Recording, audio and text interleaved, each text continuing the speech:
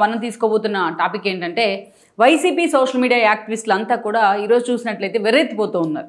ఒక మాటలో చెప్పాలంటే బెంబేలు ఎత్తిపోతూ ఉన్నారు. ఒకవైపు చూస్తే అరెస్టులు, మరొక వైపు చూస్తే లుకౌట్ నోటీసులు. నువ్వా నేనా అన్న తేడా లేకుండా వైసీపీ సోషల్ మీడియా పేరుతోని ఒక ప్రకోపం కలిగించేలాగా వ్యవహరించిన వాళ్ళందరినీ కూడా ఈరోజు పోలీసులు వేటాడుతున్నారు కూటమి ప్రభుత్వ ఏదైతే ఆదేశాలతోని. ఇంకోవైపు చూసినట్టే వీళ్ళంతా కూడా వరుస పెట్టి కాపాడండి మహాప్రభు అంటూ కూడా కాళ్ళబేరానికి వస్తూ ఉన్నారు వీళ్ళల్లో చాలామంది. ఇక ఈ రోజున ఆ స్థాయిలో వాళ్ళ మీద వేట జరుగుతుంటే మరోవైపు నెక్స్ట్ ఎవరు వైసీపీలో టార్గెట్ అన్న చర్చ కూడా జరుగుతోంది. అయితే దీని గురించి మనం చెప్పుకోవాలి. ఎందుకు అందితే జుట్టు అందకపోతే కాళ్ళు అన్నంత విధంగా ఈరోజు సోషల్ మీడియా ప్రతినిధులు ఎవరైతే ఉన్నారో నిన్నటి వరకు చెలరేగిపోయిన వాళ్ళంతా కూడా సజ్జల భార్గవరెడ్డిను, సజ్జల రామకృష్ణారెడ్డి లాంటి వాళ్ళని చూసి చెలరేగిపోయిన వాళ్ళంతా కూడా ఈ రోజున ఎవరి కాళ్ళు పట్టుకోమంటే వాళ్ళ కాళ్ళు పట్టుకుంటామంటూ కూడా మాట్లాడుతున్నారు. ఇంక్లూడింగ్ లోకేష్ దగ్గర నుంచి పవన్ కళ్యాణ్ వరకు. సో ఆ స్థాయిలో చెలరేగిపోయిన సోషల్ మీడియా వెంట ఈ రోజున ఒక వేట జరుగుతోంది ఏపీలో. సో ఇది మొత్తం కూడా ఈ స్థాయిలో వాళ్ళు వ్యతిరేకతను కూడగట్టే ప్రయత్నం చేసుకున్నారు.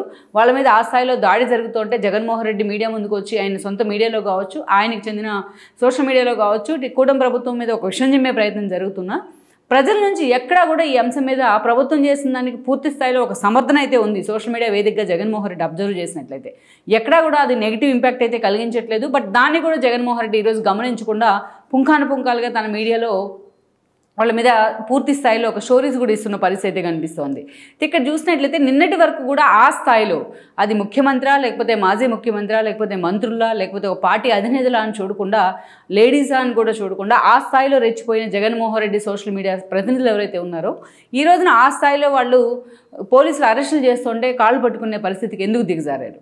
సో ఇది జగన్మోహన్ రెడ్డి వీళ్ళని వెనకేసుకొని రావడం కనుక ఆ పార్టీకే కాదు, ఆ పార్టీ తనను నమ్ముకున్న నేతలకు ఎలాంటి మెసేజ్ ఇచ్చే ప్రయత్నం చేస్తూ ఉన్నారు. అసలు అంత నిన్నటి వరకు కూడా ఆ స్థాయిలో వణికించి గగ్గోలు పెట్టిన వీళ్ళంతా కూడా ఈరోజు ఈ స్థాయిలో కాళ్ళబేరానికి ఎందుకు వచ్చారు? ఈ అంశాలన్నీ కూడా చాలా సీరియస్గానే చర్చనీయాంశం అవుతున్న పరిస్థితి అయితే మనకు కనిపిస్తోంది. అయితే గతంలో మనం చూసినట్లయితే ఎప్పటి నుంచి ఈ విష సంస్కృతికి కారణం ఎవరు అనేది ఈరోజు చాలా సీరియస్గా జరుగుతున్న చర్చ కూడా. మనం గతంలో చూసినట్లయితే జగన్మోహన్ రెడ్డి 2009లో ఆయన ఎంపీ అయ్యారు ఫస్ట్ టైం. వాళ్ళ నాన్న అంతకుముందు 2004లో ముఖ్యమంత్రిగా పనిచేశారు. అప్పుడు జగన్మోహన్ రెడ్డి రాజకీయాలకు దూరంగా ఉన్నారు. 2009లో ఆయన ప్రత్యక్ష రాజకీయాల్లోకి ఎంటర్ అయ్యారు. వివేకాన్ని పక్కన పెట్టి జగన్మోహన్ రెడ్డికి 2009లో ఎంపీ సీట్ ఇవ్వడం జరిగింది. 2009లో ఆయన కడప నుంచి ఎంపీ అయ్యారు. వైఎస్ రాజశేఖర రెడ్డి రెండోసారి ముఖ్యమంత్రి అయ్యారు. ఇది జరిగిన కొద్ది రోజులకే వైఎస్ రాజశేఖర రెడ్డి హెలికాప్టర్ ప్రమాదంలో మరణించడం జరిగింది. ఆ తర్వాత జగన్మోహన్ రెడ్డి కాంగ్రెస్ అధిష్టానాన్ని ఎదిరించాను అనే పేరుతో, యాక్చువల్గా అక్కడ జగన్మోహన్ రెడ్డిని ఓదార్పు చేయనందుకు కాదు, చేయనన్నందుకు కాదు, జగన్మోహన్ రెడ్డిని ముఖ్యమంత్రి చేయలేదన్న ఏకైక కారణంతో ఆయన కాంగ్రెస్ని డినై చేశారు, బయటకు వచ్చారు. కాంగ్రెస్ పార్టీ ఆ రోజున రోసేని ముందు సీఎంగా చేస్తున్నారు. ఆ తర్వాత తెలంగాణ ఉద్యమం పీక్లోకి వెళ్తున్న సమయంలో కిరణ్ కుమార్ రెడ్డి ముఖ్యమంత్రిని చేయడం జరిగింది.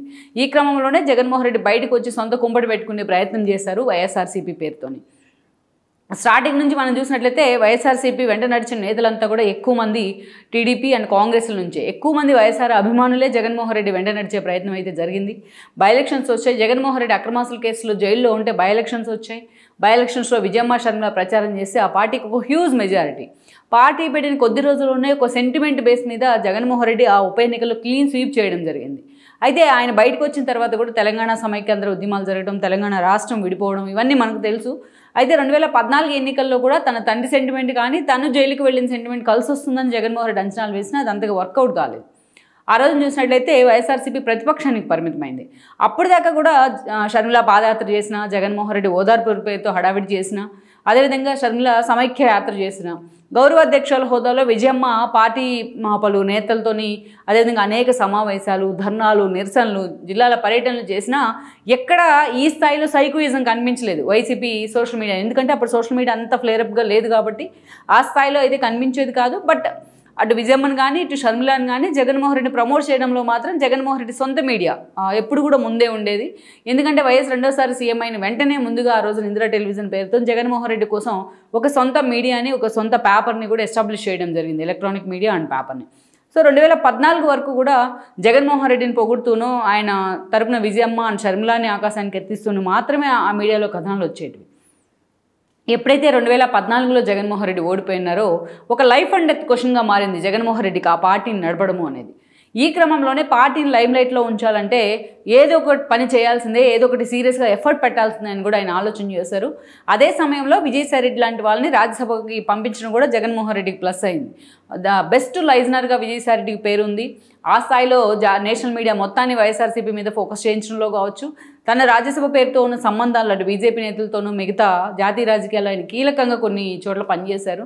ప్రశాంత్ కిషోర్ లాంటి ఒక వ్యూహకర్తను తీసుకొచ్చి పార్టీ కోసం పనిచేసేందుకు వ్యూహకర్తగా ఒప్పించారు ఆయన.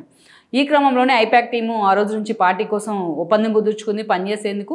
ఎప్పుడైతే ప్రశాంత్ కిషోర్ అండ్ టీం ఏపీలోకి దిగిందో, జగన్మోహన్ రెడ్డి కోసం పనిచేసేందుకు ఒప్పందం కుదుర్చుకున్నారో, అప్పటి నుంచి ఏపీ ప్రజలు సోషల్ మీడియాని చూసే వైఖరి కూడా మారిపోయింది. ఏ చిన్న ఇష్యూ జరిగినా అది ఒక గోబెల్స్ ప్రచారం రూపంలో జనంలోకి తీసుకెళ్లేవాళ్ళు ఆ social media and team. Prashant Kishor ఏదైతే ప్లాన్ చేసిన టీం ఎవరైతే ఉన్నారో ఆ టీం ఏదైతే ఒక చిన్న ఇష్యూ జరిగినా, గట్టిగా లోకేష్ తుమ్మినా అదొక వింతగా క్రియేట్ చేసి పోర్ట్రైట్ చేసేవాడు. అసలు జరిగినట్టుగా పోర్ట్రైట్ చేయడంలో, ఒక గోబెల్స్ ప్రచారాన్ని తెర మీద తీసుకురావడంలో ఆ సోషల్ మీడియాకి అంతే లేకుండా పోయిందనుకోవాలి. ఇక జగన్మోహన్ రెడ్డి వేసే డైలాగులు చూస్తే చాలామందికి ఆశ్చర్యం వేస్తూ వచ్చేది. నంద్యాల బై ఎలక్షన్ అందరికీ గుర్తునే ఉంటుంది. నంద్యాల ఉప ఎన్నికల ప్రచారంలో జగన్మోహన్ రెడ్డి చంద్రబాబు నాయుడిని కాలర్ పట్టుకొని గుంజాలి, చీపురులతో చెప్పులతో కొట్టాలి, అవసరమైతే కాల్ చేయాలంటూ కూడా ఆయన మాట్లాడారు.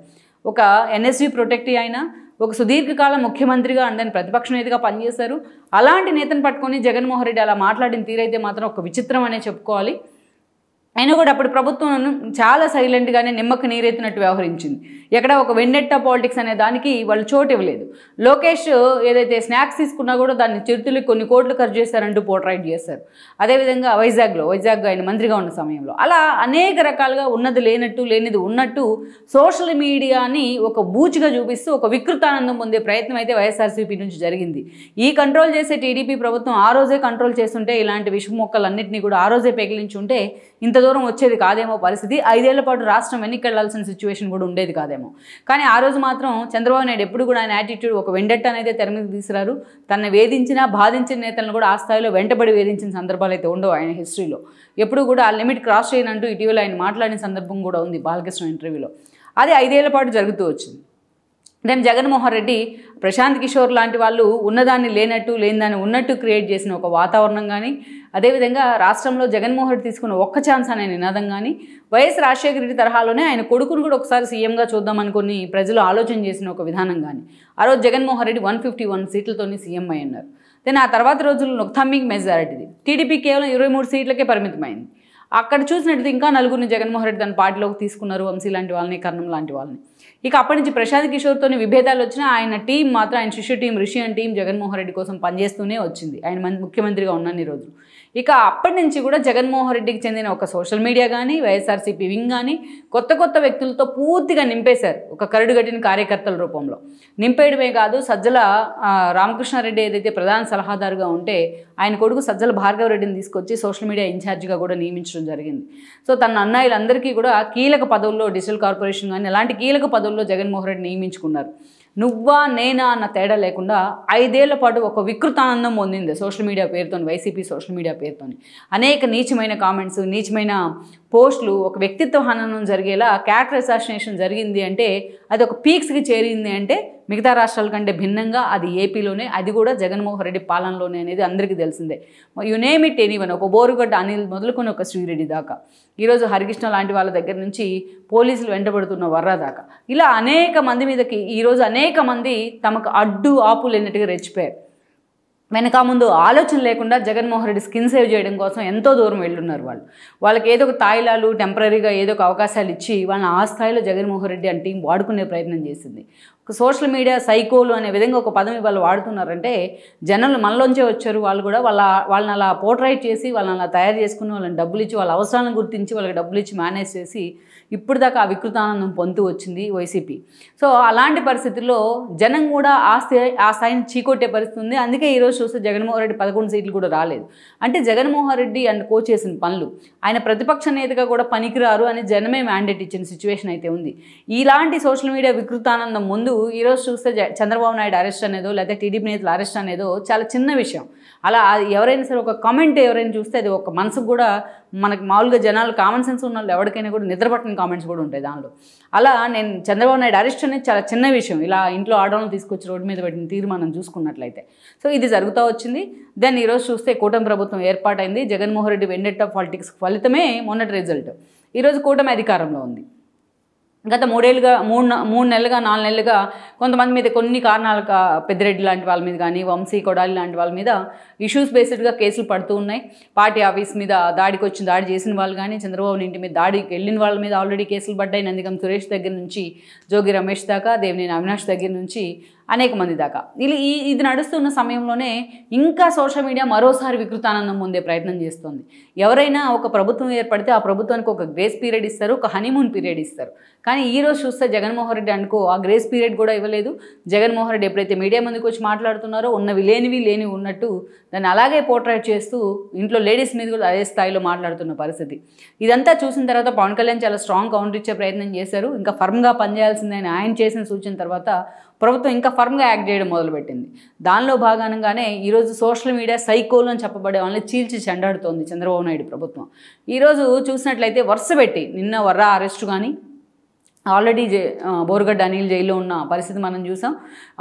ఆల్మోస్ట్ ఇప్పటికే 40 మంది మీదకి పైగా కేసులు పెట్టి వాళ్ళని అరెస్ట్ కూడా చేయడం జరిగింది. దాదాపు 150 మంది మీద కూడా చాలా సీరియస్ అఫెన్స్తో సీరియస్ కేసులు కూడా ఉన్నాయి. నిన్న మొన్న పోలీసులు ఎస్పీ స్థాయిలో ఉన్న వ్యక్తులు మీడియా ముందు మాట్లాడుతూ వర్రాన్ని అరెస్ట్ చేసిన క్రమంలో ఆ మాటలను కూడా కమెంట్స్ని కూడా వాళ్ళు చెప్పలేకపోతున్నారు. లేడీస్ మీద పెట్టిన కమెంట్స్ని ఆ స్థాయిలో ఒక వికృత ఆనందం పొందిన తీరుని ఎండగడుతూ ఉన్నారు. పోలీసులు సైతం ఆశ్చర్యపోతున్న సిచ్యువేషన్ ఉంది. సో ఇప్పుడు ఎప్పుడైతే ఇది జరుగుతూ వస్తుందో అటు జగన్మోహన్ రెడ్డి మీడియాలో కానీ ఆయన సోషల్ మీడియాలో వైసీపీకి చెందిన వాళ్ళంతా కూడా వెర్రెత్తిపోతూ ఉన్నారు. సో ఎప్పుడైతే ఈ అక్రమ అరెస్టులు అంటూ కూడా దీన్ని నిరసిస్తూ ఉన్నారు. ఇలాంటి వాళ్ళు ఇక్కడ మాట్లాడుకోవాల్సింది ఏంటంటే రోజా లాంటి వాళ్ళు గతంలో తన కూతుర్ని కూడా ట్రోల్ చేస్తున్నారంటే ఆడవడం జరిగింది. మరి అదే రోజా ఒక మహిళ, ఒక మంత్రిగా చేశారు, సుదీర్ఘకాలం ఎమ్మెల్యేగా ఉన్నారు. ఇతరుల ఇంట్లో లేడీస్ని చేసినా కూడా అదే రిజల్ట్ ఉంటుందనేది ఆమె అర్థం చేసుకోవాల్సింది. సో అందుకే ఈ రోజున ఎప్పుడైతే వీళ్ళంతా కూడా బయటకు వస్తూ ఉన్నారో ఒక్కొక్కరికి అరెస్ట్ అవుతూ ఉన్నారో గతంలో ఇక్కడ టీడీపీకి వైసీపీకి తేడా ఏంటంటే గతంలో టీడీపీ ఒక టీంని ఫామ్ చేసింది, లీగల్ టీమ్ని. వైసీపీ కేసులు పెడుతున్న వాళ్ళందరినీ కాపాడేందుకు కోర్టుల చుట్టూ తిరిగేందుకు కూడా ఒక లీగల్ టీం ఏర్పాటైంది. వాళ్ళు ఫైనాన్షియల్గా అటు లీగల్గా వాళ్ళకి సపోర్ట్ ఇచ్చే ప్రయత్నం చేసింది ఆ టీం. ఇప్పటి వరకు జగన్మోహన్ రెడ్డి ఒక్క వ్యక్తిని కూడా కాపాడే ప్రయత్నం చేయాలి. ఆ స్థాయిలో తన కోసం పనిచేసి జైలుకి వెళ్ళిన వాళ్ళని ఒక్కరిని కూడా జగన్మోహన్ రెడ్డి అంటే వాళ్ళ ఫ్యామిలీ మెంబర్స్ని కూడా పరామర్శించే ప్రయత్నం చేయాలి. ఈ క్రమంలోనే ఆ ఫ్యామిలీ కూడా ఈరోజు జగన్మోహన్ రెడ్డికి వ్యతిరేకంగా మారింది. వాళ్ళు కూడా చాలామంది అరెస్ట్ చేసిన వాళ్ళు అప్రూవల్గా మారి ఒక సజ్జల పేరు కానీ, ఆయన కొడుకు భార్గవ్ పేరు కానీ, జగన్మోహన్ రెడ్డి పేరు కానీ, భారతి పేరు కానీ చెప్తా ఉన్నారు. ఈరోజు ఏ స్థాయికి వెళ్ళిందంటే ఆ సిచ్యువేషన్లో షర్మిల కూడా ఈ అరెస్టులను స్వాగతిస్తూ ఉన్నారు. సొంత చెల్లెలై ఉండి కూడా తన క్యారెక్టర్ని అసాసిన్ చేస్తూ కూడా పెట్టిన కామెంట్స్ని కూడా హైలైట్ చేస్తూ ఉన్నారు. ఇక ఎప్పుడైతే జగన్మోహన్ రెడ్డి మనం సేవ్ చేయరు, వాడుకొని వదిలేశారని చెప్పి వీళ్ళకి అర్థమైందో ఈ రోజున ఆ స్థాయిలో వాళ్ళంతా కూడా గగ్గోలు పెడుతున్నారు, అప్రూవల్గా మారారు. ఎవరి కాళ్ళు పట్టుకోమంటే వాళ్ళ కాళ్ళు అంటూ కూడా మీడియా ముందు ఏ అవకాశం దొరికినట్టు పోలీసులను కూడా బతలాడుకుంటూ ఉన్నారనమాట. ఒక్కొక్కరుగా అప్రూవల్గా మారి అందరూ కూడా అందరి వేళ్ళు కూడా జగన్మోహన్ రెడ్డి వైపు, తాడేపల్లి వైపే చూపిస్తున్న పరిస్థితి ఉంది. సో మమ్మల్ని కాపాడండి మహాప్రభు అంటూ కూడా బతలాడుతూ ఉన్నారు. పోస్టులతో పెట్టి ఈరోజు పార్టీ అండగా లేని పరిస్థితుల్లో నట్టని అడవిధిలో జగన్మోహన్ రెడ్డి మమ్మల్ని వదిలేశారంటూ కూడా వాళ్ళంతా గగ్గోలు పెడుతున్నారు. నిన్నటిదాకా జగన్మోహన్ రెడ్డి కోసం ఎంత చౌకైనా తెగిస్తా ఉన్నట్టుగా పనిచేసిన ఆ టీమే ఈరోజు జగన్మోహన్ రెడ్డి మీద ఆ స్థాయిలో విమర్శలు చేస్తున్న పరిస్థితి ఉంది. అంటే తన కోసం నిలబడిన వాళ్ళని ఈరోజు కాపాడుకోలేని సిచ్యువేషన్లో జగన్మోహన్ రెడ్డి ఉన్నారు. సో ఇక ఓవరాల్గా ఎప్పుడు సిచ్యువేషన్ చూసినట్లయితే ఇక ఈ కూటమి ప్రభుత్వం వేస్తున్న అడుగులు ఎంత ఫర్మ్గా ఉన్నాయనేది మనం పక్కన పెడితే అదే స్థాయిలో వైఎస్ఆర్సీపీ వైపు నుంచి ఇంకా కొన్ని క్రూరులు బయటికి రావాలన్న ఆలోచన కూడా జరుగుతుంది. ఆ చర్చ కూడా కొన్ని లీకులు కూడా బయటకు వస్తున్నాయి. ఇంకా ఎవరెవరు అరెస్ట్ కాబోతున్నారని దానికి సంబంధించి మొత్తానికి అందితే జుట్టు అందకపోతే కాళ్ళు అని పట్టుకునే విధంగా వైసీపీ సోషల్ మీడియా సైకోలు వ్యవహరిస్తున్న తీరు మాత్రం ఎవరైనా అది ఖండించాల్సిందే. సో ఈరోజు కాపాడండి మహాప్రభు అంటూ కూడా కాళ్ళు పట్టుకున్న తీరు మాత్రం అది జగన్మోహన్ రెడ్డిని డిఫెన్స్లో పడేసేలా ఉందని చెప్పుకోవాలి. లెట్స్ సీ మరి ఈ పరిణామాలు జగన్మోహన్ రెడ్డి భవిష్యత్తును ఎటు లీడ్ చేస్తాయన్నది మనం చూడాల్సి ఉంది. ఈ వీడియో మీకు నచ్చినట్లయితే please share, like and subscribe R24 Telugu.